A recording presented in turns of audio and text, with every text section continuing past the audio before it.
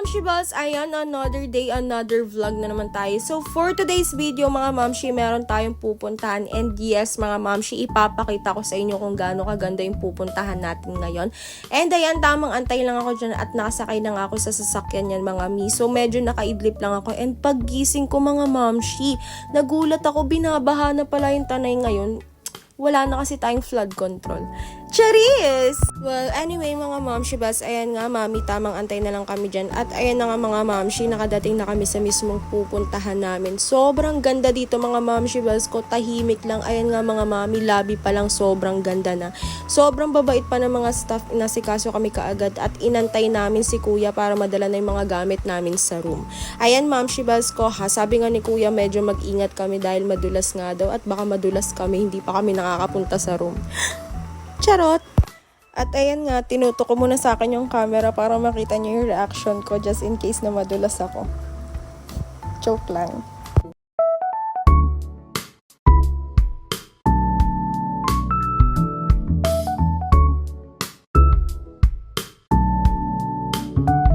So ayun na nga, mga Mi, nasa room na tayo niyan at kailangan natin magbihis para makapag-swimming na tayo, mga Momshi. So ayan na nga, papunta na tayo sa swimming pool. Medyo madilim lang yung daanan dyan, mga Momshi, so kailangan natin mag-flashlight at medyo madulas din siya.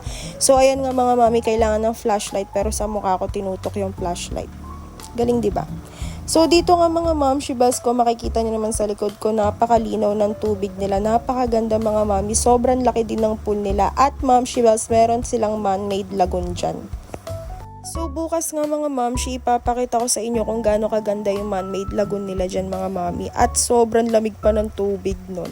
So ayan nga, mga Mami, tapos na nga tayo mag-swimming yan at mag-aayos na nga tayo, Momshi, para makapag-ready na tayo sa dinner natin. At ayan nga, mga Momshi Balls, kaya talaga nakapag-decide mag-staycation dahil 3 kaming may birthday this month. So ayan nga, dyan kinakantahan ako nila Kuya ng happy birthday at super happy talaga ako dyan kasi hindi naman ako madalas mag-celebrate ng birthday. It's just a normal day for me. So ayan, super happy ako at ayan, papakita ko sa inyo.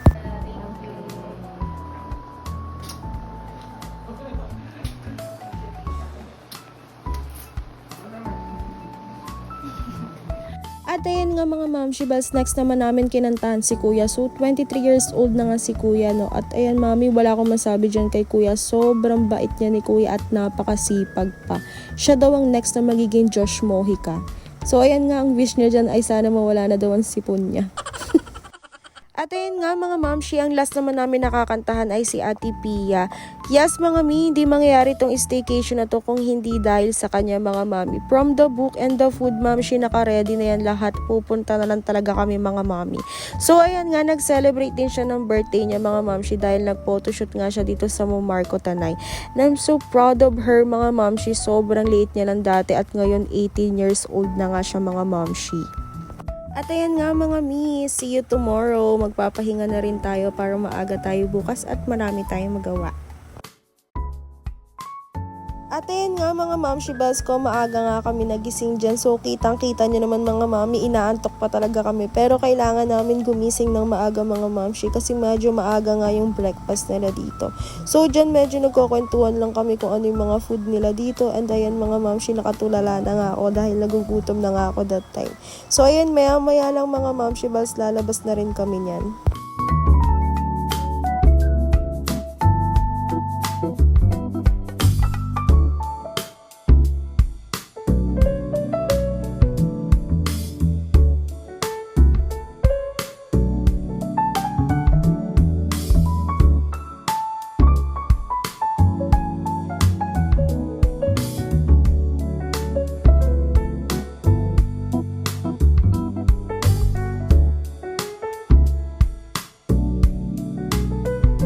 So dyan nga, mga Mami, dumating na yung food na in-order namin. So nag-order lang kami dyan ng fish na may tofu and fried pinakbet. Sobrang sarap ng fried pinakbet na yun, mga Momshi, especially the sauce, mga Mami. Wala talaga ako masabi sa food. Sobrang busog na busog talaga kami dyan, mga Momshi Balls. Dahil nga madami rin yung serving nila, mga Momshi. At ayan nga mami, after namin kumain, nagpahinga lang kami saglit at pupunta na kami sa basketball court and tennis court nila. Sobrang laki nga ng basketball court nila dito and tennis court mga mamshi, no? Whole court mga mami balls ko, at marami pa tayong amenities dito mga mami. Meron tayong billiard, KTV bar mga mami, at marami pang iba mga mami. Hindi na nga namin siya nalibot dahil sobrang laki talaga nito mga mamshi.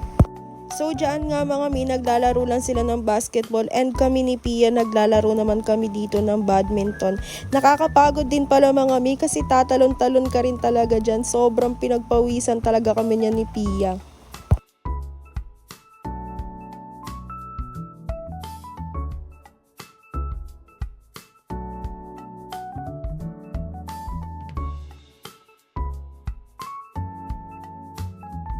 At ayan nga, after nga namin maglaro mami, sobrang grabe yung pawis ko. At ayan nga, tumingin pa si kuya sa puwet ko.